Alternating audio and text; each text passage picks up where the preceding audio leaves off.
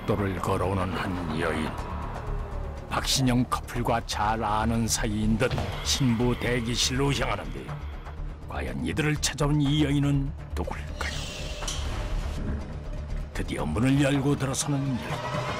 그런데 여자를 보고 경악을 금치 못하는 박신영. 야, 박신영! 놀랍게도 박신영을 찾아온 여자는 몇 달 전 살해된 미라 씨였습니다. 네가 나한테 그런 짓으로 잘 살 수 있을 것 같아?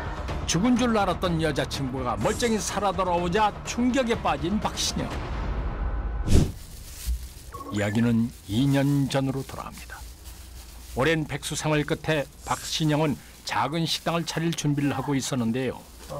저번에 얘기한 돈 엄마한테 부탁해서 빌려왔어. 남자친구의 뒷바라지를 하며 사업 자금까지 마련해준 미라 씨. 고마워 자기야. 우리 자기밖에 없다. 내가 이 돈으로 꼭 가게 성공해서 우리 장모님이랑 우리 자기 호강시켜줄게. 알았어. 나 다녀올게. 응, 다녀. 늘 미라 씨에게 도움을 받았던 박신영. 이때까지만 해도 두 사람의 입장이 그렇게 뒤바뀔 줄은 꿈에도 몰랐습니다. 2년 후 자신이 개발한 메뉴가 큰 인기를 끌면서 박신영은 수십여 개의 체인점을 둔 어엿한 사장님이 됐습니다. 자기야. 안녕하세요. 바빠 죽겠는데 여긴 뭐 하러 왔니? 신영 씨 축하해주려고요. 자기야, 20% 개업 축하해. 이거 화주. 그런데 사업이 번창하자 박신영과 그의 어머니는 미라 씨를 홀대하기 시작합니다. 심지어 박신영의 어머니는 아들이 미라 씨와 헤어지기를 바라고 있었는데요. 나 한 번 못하니까. 너 저번에 엄마가 말한 선짜리 생각해봤어? 그런 부잣집 아가씨 만날기에 쉽지 않다 너. 잘 나갈 때 장가 가야지. 무조건 한다니까. 엄마, 손자리 들어오면 무조건 다 잡아. 어? 쟤는 언제 정리할 거야? 너 동거한다고 소문이라도 나면 어쩌려고 그래? 걱정하지 마. 조만간 정리할 거니까. 더욱 놀라운 사실은 박신영 역시 어머니와 똑같은 마음이었던 겁니다.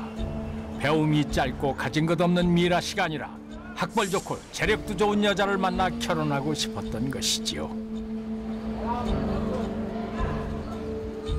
며칠 후 초조한 표정으로 여자친구를 기다리는 박신영. 아무래도 오늘 미라 씨에게 이별을 통보할 모양입니다. 오늘 꼭 얘기해야 되는데. 그때 자기야, 나왔어. 미라야, 왔어? 저기 나 할 말 있는데. 나부터 먼저 얘기할게. 나 아이 가졌어. 뭐? 예상치도 못했던 얘기에 당황한 박신영. 나 병원 다녀왔는데 임신 3개월이래. 우리 얼른 시골리자.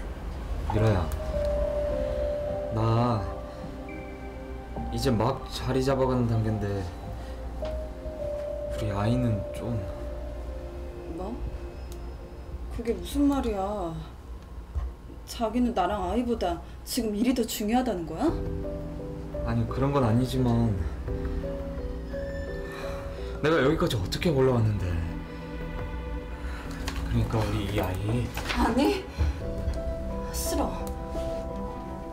나 이 아이 무슨 일이 있어도 꼭 낳을 거야. 박신영은 아이를 지우고 미라 씨와 헤어지고 싶었지만 미라 씨는 무슨 일이 있어도 아이를 낳고 싶었습니다.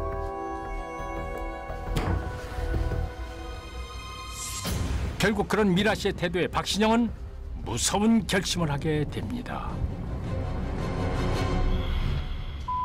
학력과 집안 사정이 좋지 않았던 이가 아닌 다른 여자와 결혼하기로 결심합니다. 그런데 그때 가 자신의 임신 사실을 알리는데요. 아이를 지우자고 하는 와는 달리 는 아이를 낳기를 원했고 결국 는 살해하기로 결심합니다. 는 인터넷 포털 사이트를 통해서 살인 청부업자를 고용하고 여자친구의 살인 청부를 의뢰했습니다. 그리고 얼마 후 살인 청부업자로부터 를 살해했다는 연락을 받고 기뻐하는데요. 하지만 얼마 지나지 않아 에게 예상치도 못했던 일이 생기게 됩니다. 2달 후 결국 다른 여자와 결혼을 하게 된 박신영. 혹시 신랑이 여기 들어오면 어떡해? 아, 궁금해서 시까지 못 기다리겠어. 우리 자기 오늘 너무 예쁘다. 하여튼 두 사람 닭살이야. 우리 지연이 사랑받아서 좋겠네? 사진 찍어줄게. 미라 씨에게 그런 끔찍한 짓을 해놓고 참 뻔뻔하기도 합니다. 둘, 셋. 그때 복도를 걸어오는 한 여인. 박신영 커플과 잘 아는 사이인 듯 신부 대기실로 향하는데 과연 이들을 찾아온 이 여인은 누굴까요? 드디어 문을 열고 들어서는 여인. 그런데 여자를 보고 경악을 금치 못하는 박신영. 야, 박신영! 놀랍게도 박신영을 찾아온 여자는 몇 달 전 살해된 미라 씨였습니다. 그런 짓으로 잘 살 수 있을 것 같아? 죽은 줄 알았던 여자친구가 멀쩡히 살아 돌아오자 충격에 빠진 박신영. 박신영 씨, 경찰입니다. 당신을 살인교사 혐의로 체포합니다. 가시죠. 일어나세요. 잠깐만요. 청부 살인을 당했던 미라 씨가 대체 어떻게 살아 돌아올 수 있었던 걸까요?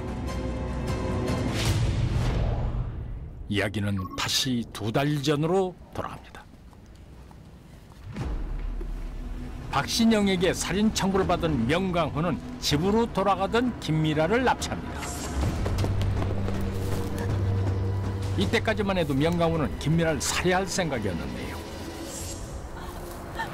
저한테 왜 이러세요?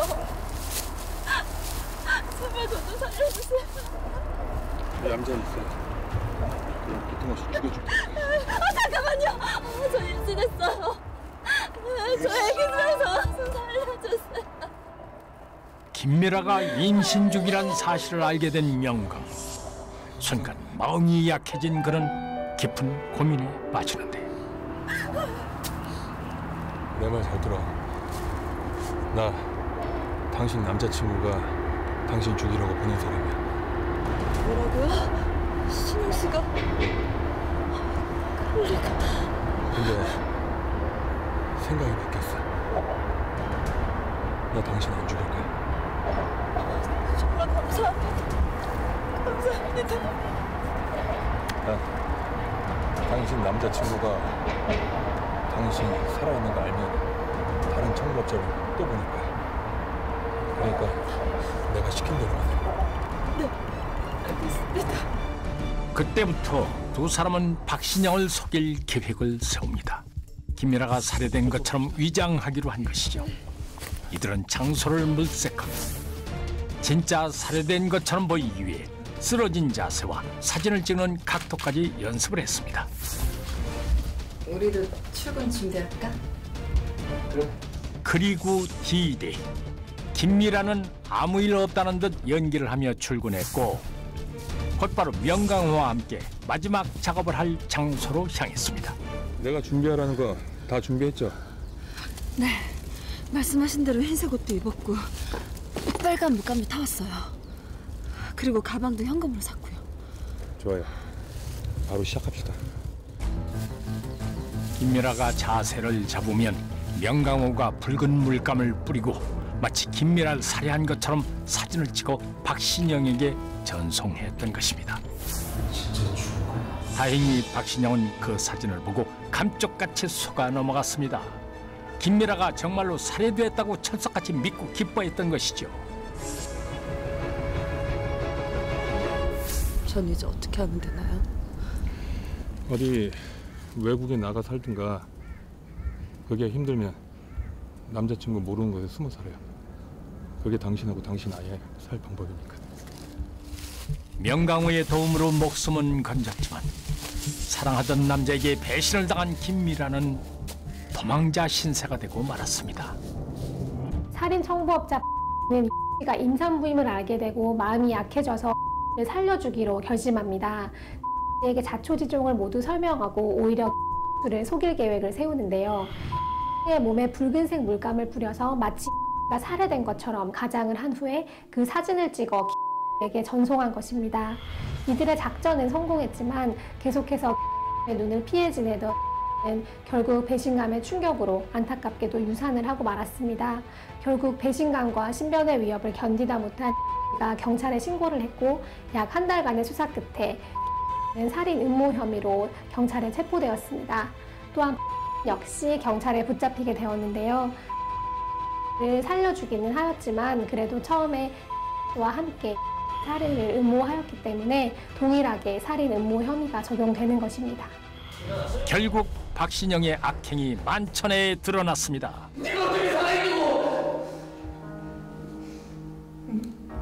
분명히 죽었는데? 네 놈 잡아 쳐넣으려고 지옥에서 살아 돌아왔단 왜? 자, 가시죠. 자신의 욕망 때문에 두 생명을 없애려 했던 박신영. 욕망의 마음을 빼앗긴 사람은 양심은 물론 인간성마저 잃게 된다는 걸 이제라도 깨닫길 바랍니다.